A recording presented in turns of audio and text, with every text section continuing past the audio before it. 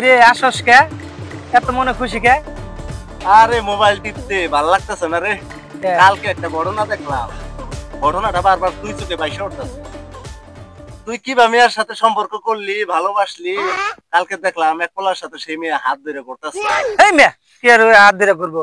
ওটা আমার ভালোবাসা, আমার মন বান দেয়া ভালোবাসে। সে অন্য বেটার সাথে কেমন ভালোবাসা, কচু ভালোবাসা, কচু ভালোবাসা, এই দুইটা চোখ দিয়ে দেখছি, দুইটা নয়ন দিয়ে দেখছি। ওই সমস্ত মেয়ে সাথে যদি ইচ্ছা করি আমিও ঘুরতে পারি। হ্যাঁ তুই ভুল দেখছ। তোর চোখ কেনা, তোর চোখ নাই। তুই আমার বন্ধু, তুই আমার শত্রু। ভালো মেয়ের সাথে সম্পর্ক করতে পারো নাই। তুই আমার বন্ধু না, তুই আমার বন্ধু না।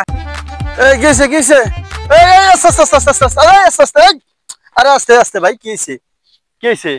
ও তুই বলতাছ তুই আমার বন্ধু না, ও তুই আমার শত্রু। আমার আরে ভাই যাই গেছে, আমি কিছু শুনছি, বাদ দেন। এই ভাই জানগা তো আপনি আপনার মতো, যাও তুমি তোমার মতো ভাই, যাও যাও যাও।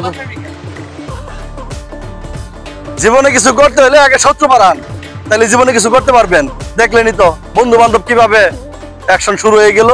এভাবে কান কথা শুনে কারোর সাথে গেমজাম করবেন না, গেমজাম বাজাবেন না। আপনি আপনার মতো চলেন, আপনার কাজের দিকে খেয়াল দেন, আপনার সামনের ভবিষ্যতের দিকে আগান, ইনশাআল্লাহ আপনারা কিছু করতে পারবেন।